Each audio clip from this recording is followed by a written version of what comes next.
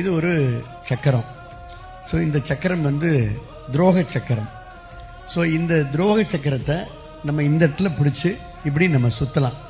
என்ன காரணம்னா அனைத்து சமூக மக்கள், எல்லா மக்களும், உதாரணத்திற்கு பெண்கள், இளைஞர்கள், சாமானியர்கள், அரசு ஊழியர்கள், விளிம்பு நிலை மக்கள், விவசாயிகள், மீனவர்கள், வணிகர்கள், மாணவர்கள், பட்டியலின மக்கள், சாமானிய மக்கள்.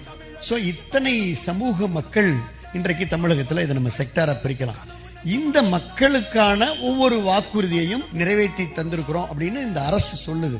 இந்த திராவிட முன்னேற்ற கழகத்துடைய அரசு, முதலமைச்சர் ஸ்டாலின், நீங்களே வாங்க, இந்த சக்கரத்தை இப்படியே நான் சுத்துறேன், சுத்தி அது ஏதாவது ஒரு இடத்துல நிக்கும். மாணவர்கள் நிக்குது.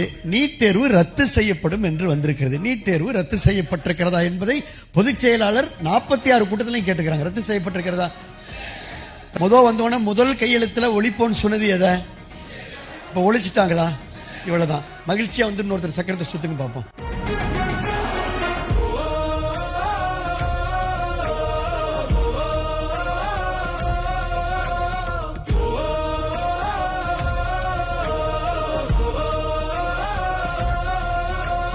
பதவி பழத்தை கண்டு நாங்க மயங்கல.